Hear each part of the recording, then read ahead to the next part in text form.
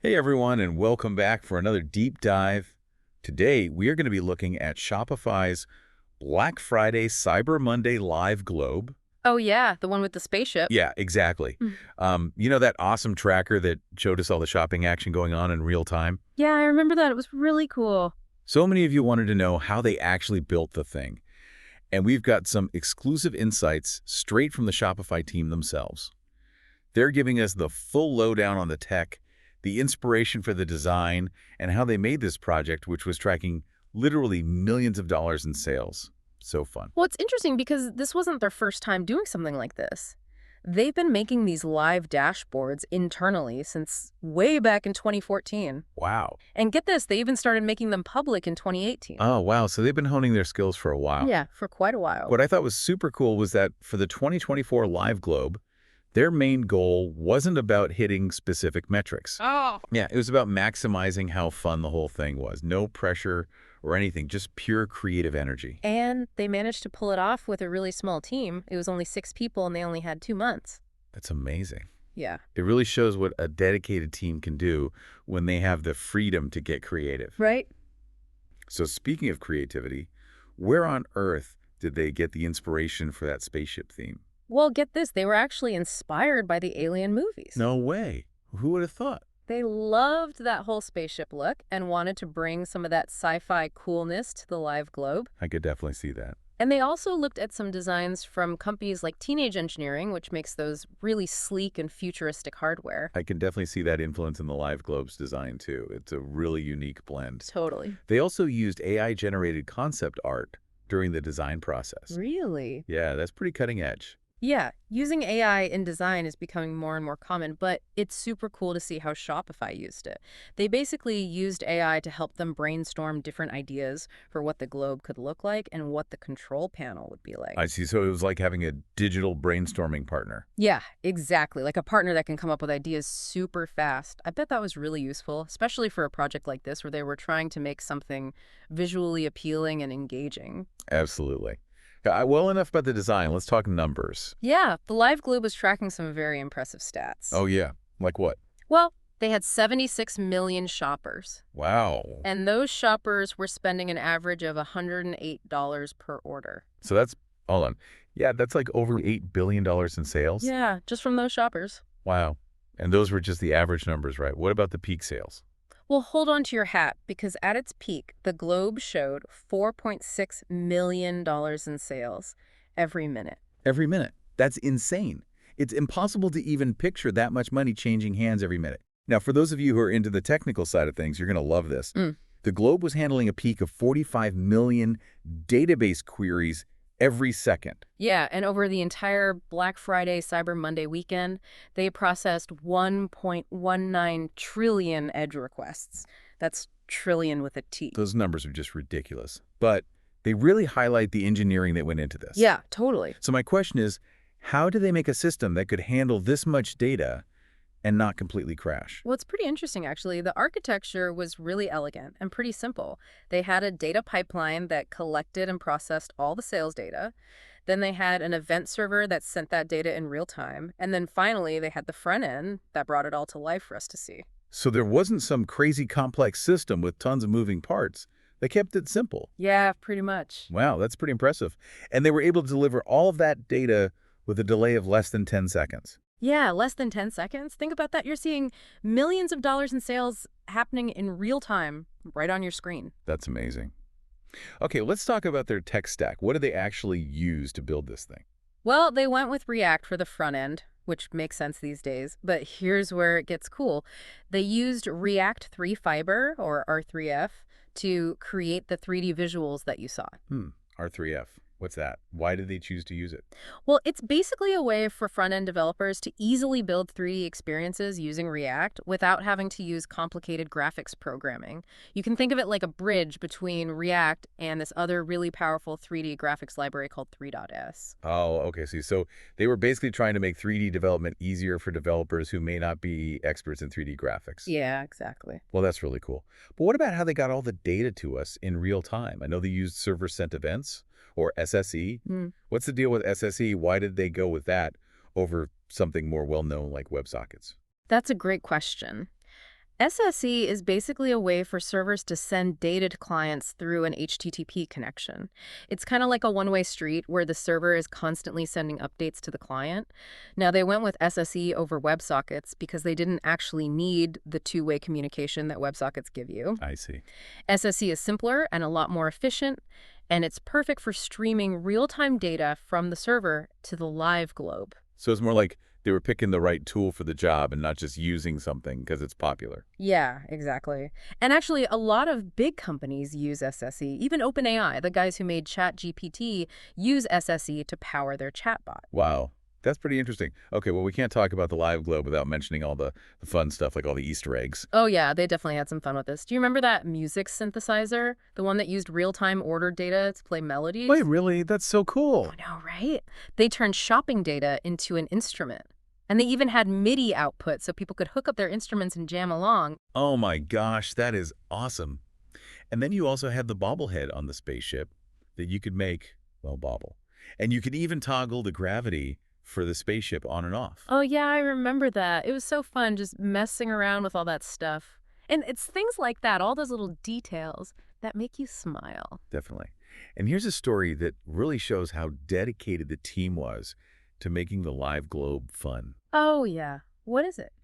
So one of the developers, Diego, he surprised the whole team by building a fully functional emergency shutdown sequence for the spaceship. What? That's amazing. Yeah, and he just did it on his own because he thought it would be cool. No one asked him to do it or anything. He just had the freedom to be creative. That's such a cool story. It sounds like they had a lot of fun making this thing. They did. Hmm. But building something as complicated and unique as the live globe every single year must come with its own set of challenges. You're definitely right about that. Imagine having to basically rebuild this entire project every single year. It's not easy. What are some of the biggest problems they run into? Well, one of the biggest ones is all the changes that happen with Shopify's internal systems. Every year, new systems come online, things get updated, data structures change. It's a lot to keep up with.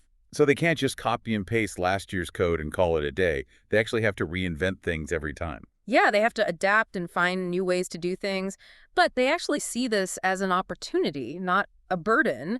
They get to experiment with new technologies and try out different approaches. Well, that's a really positive way to look at it. It is. They're turning what could be a huge problem into a chance to learn and improve. That's awesome. But let's not forget about the technical challenge of making all of this run smoothly for potentially millions of people watching, many of whom might not have great computers or internet. Right, good point. They spent a ton of time making sure that the live globe performed perfectly, even on computers that weren't that powerful. You know, it's one thing to build something that looks amazing, Yeah, but it's completely different to make sure that it works for everyone who wants to see it. totally. Yeah.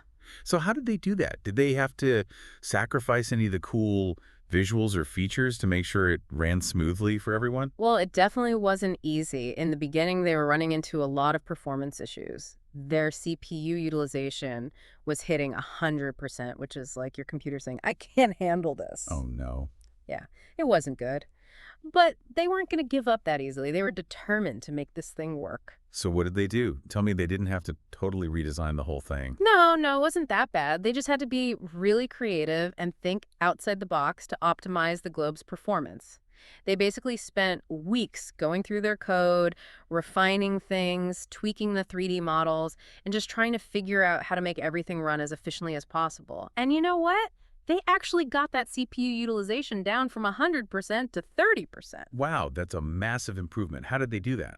Well, they had to optimize their code and the 3D models and all sorts of things. So it sounds like they did have to do some major work to make the live globe accessible to everyone.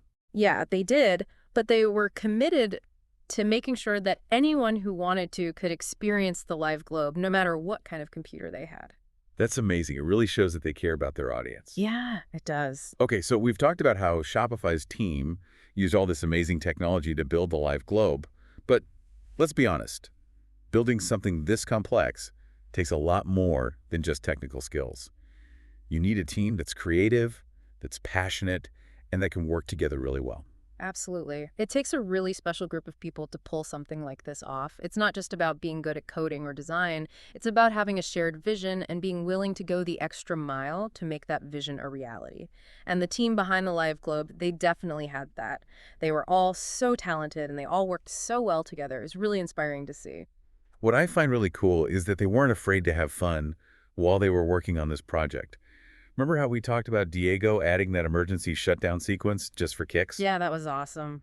It shows that they had a really positive and playful work environment, which I think is so important, especially when you're dealing with something as demanding as Black Friday, Cyber Monday. Totally. It's a good reminder that work shouldn't just be about stress and deadlines. It should be about having fun and enjoying the process. Exactly.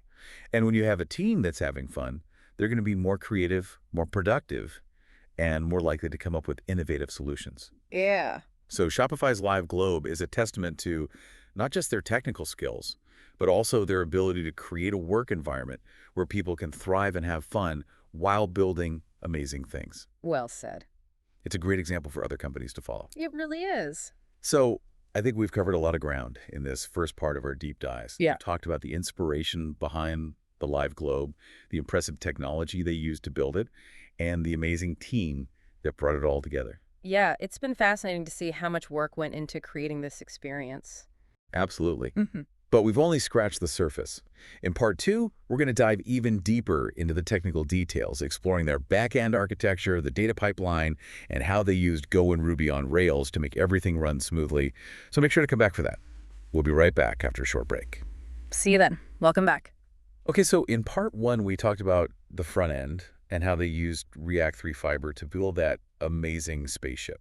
Right? And how about those crazy sales numbers? Yeah, $4.6 million a minute. Yeah, $4.6 million every minute during its peak. Wow, to put that into perspective, that's almost half the annual GDP of a country like Albania. And it's not just the sales figures, it's the crazy amount of data they were pushing through their systems, too. Oh, yeah. Yeah, they were handling something like 45 million database queries every second during those peak moments. It's hard to even imagine that much data. It's like a fire hose.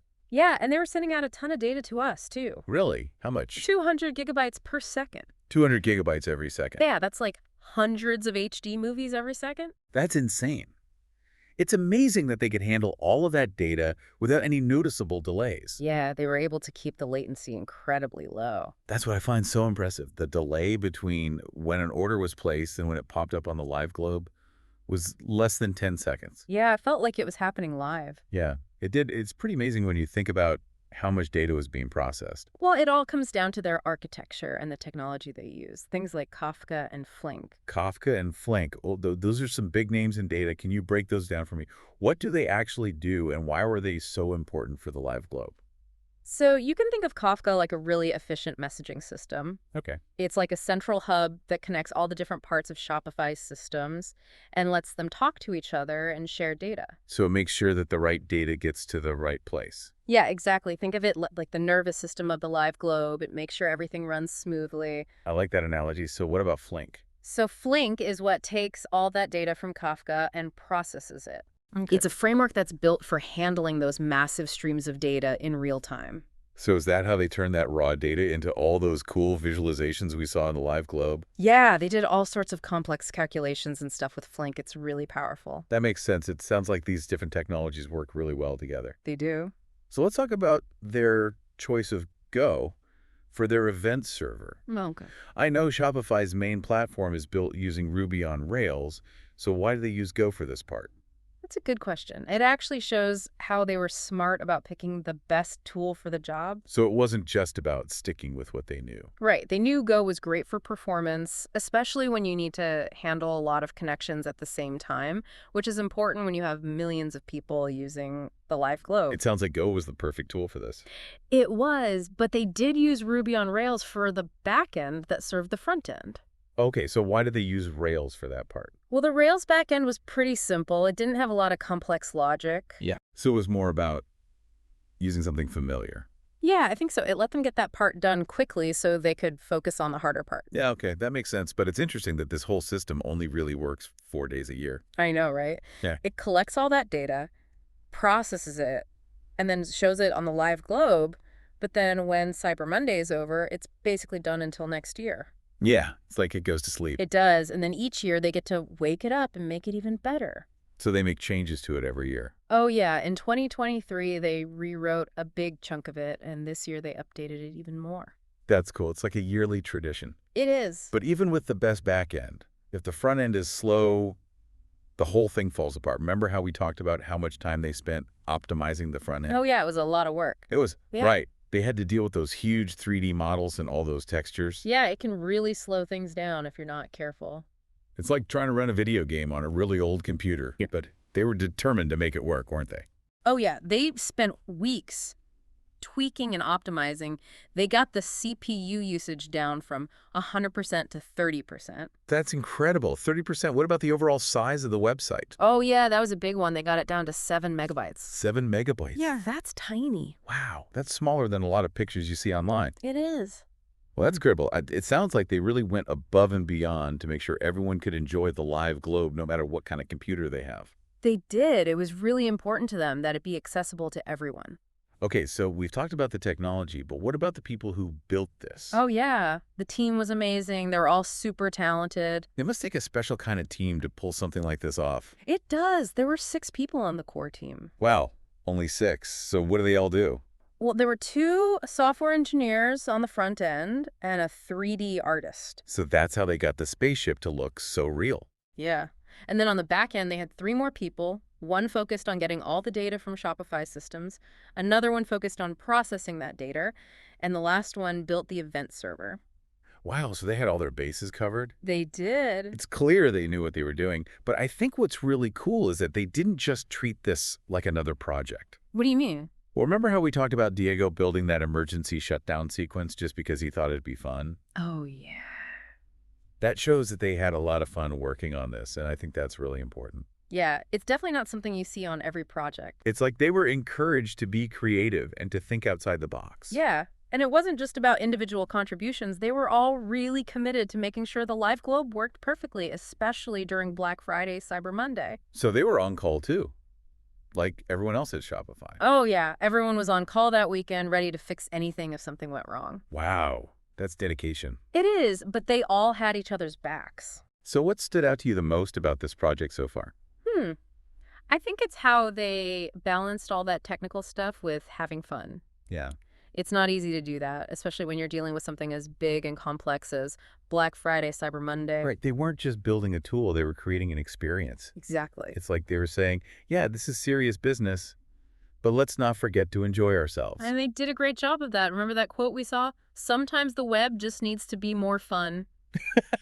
Yeah, I loved that quote. It's true. Sometimes we take things a bit too seriously. So they've given us a lot to think about, the technology, the design, the amazing team behind it all. And we haven't even talked about the AI stuff yet. That's right. They mentioned using AI concept art early on. Yeah. But I'd love to know how they used AI during the whole design process. Well, that's a perfect topic for part 3. We're back for the final part of our deep dive, and in part 2 we touched on how Shopify used AI to come up with some of their early design ideas. Right. AI concept art. Yeah, exactly. But I want to hear more about the details. How did they actually use it? Did they just feed some words into an AI image generator? It was more than that. They didn't use AI to replace their designers or anything. It was more about inspiration and trying out a bunch of different ideas really fast. So it's like a brainstorming buddy who can generate a million ideas in a second. Yeah, and the AI knows a lot about visual styles and design principles too. Remember those early concept sketches? The ones that kind of mixed the alien movies with the cool designs from companies like Teenage Engineering? Yeah. Those came from AI. Yeah, the team actually used AI to come up with a lot of different ideas for the globe and the control panel, even the whole vibe of the thing. So AI actually helped shape how the whole thing looked. Yeah, it helped them really focus their vision. Wow, that's really cool, and I bet it saved them a ton of time. Oh yeah, for sure. But this brings up a pretty big question. What does AI mean for the future of design? Right, a lot of people are talking about that. Yeah, some people are worried that AI is going to take away jobs from designers. Yeah, I can understand that. What do you think about that? I think AI is going to change design, but not get rid of designers altogether. Okay, so how? Well, as AI gets better, It's going to be able to do more of the boring and repetitive tasks that designers have to do now. Okay, so designers won't have to do that work anymore. Right, they can spend more time on the creative and strategic stuff. The stuff that requires human touch. Exactly. AI will be more like a tool, like Photoshop or something. So designers will use AI to help them be more creative. Exactly. That makes sense, and it sounds like there are a lot of cool possibilities if that happens. Oh yeah, for sure. Imagine being able to design something unique for millions of people all at once. Wow. Okay, so AI is not necessarily a bad thing for designers. No, it could be really exciting. Well, Shopify's Live Globe has given us a lot to think about. It's not just a website. No. It shows how much you can do when you use technology in smart ways. Yeah, and they made it fun too. Right, they took all this data and turned it into something entertaining and interesting. And they did it with a lot of care and attention to detail. Yeah, they wanted everyone to have a good experience no matter what. Yeah, it was great.